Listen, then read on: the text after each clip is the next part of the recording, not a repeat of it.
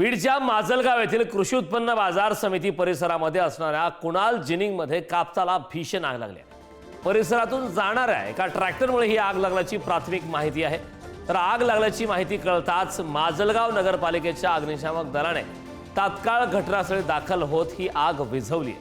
मात्र तोपर्यंत लाखो रुपयांचा कापूस जळून खाक झाल्याची माहिती मिळते। आगीत लाखोंचा कापूस जळून खाक झालेला आहे। बीड जिल्ह्यातील माजलगाव मधील कुणाल जिनिंगला भीषण अशी आग लागलेली आहे। आगीत लाखोंचा कापूस जळून खाक झाला, त्यामुळे मोठ्या प्रमाणात आर्थिक नुकसान या ठिकाणी झालं आहे। बीडच्या माजलगाव मधील ही घटना आहे। या संदर्भात ताजी अपडेट देण्यासाठी आपले प्रतिनिधी उदय नागरगोजे आपल्या सोबत जोडलेत। उदय, बीडच्या माजलगाव मधील कुणाल जिनिंगला भीषण आग लागली आणि या आगीमध्ये लाखोंचा कापूस जळून खाक झालाय।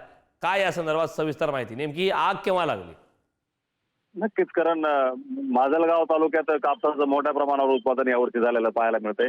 या ठिकाणच्या ज्या जिनिंग आहेत त्या ठिकाणी देखील कोट्यवधी रुपयांची कापूस खरेदी करण्यात आली आहे। हा कापूस कुणाल जिनिंग मध्ये साठवून ठेवण्यात आला होता, परंतु या भागातून गेलेल्या एका ट्रॅक्टरमुळे ही आग लागल्याचं आता प्राथमिक माहिती आहे।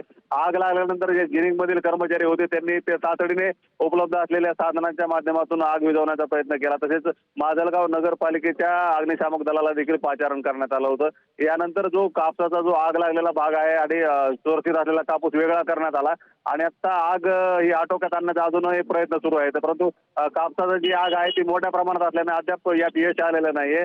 एकंदरीतच आपण पाहतो की या आगीमध्ये आता लाखो रुपयांचा कापूस हा जळून खाक झाला असून आता आगीचं कारण नेमकं मात्र या घटनास्थळाची पाहणी अधिकाऱ्यांनी केल्यानंतरच समोर येऊ शकणार आहे। करण, नक्कीच उदय, यानंतर काय पुढे घडामोडी घडतात, नुकसान भरपाईसाठी काय मदत शासनाकडून केली जाते हे पाहणं महत्त्वाचं आहे। खूप खूप धन्यवाद या सविस्तर अशा माहितीबद्दल।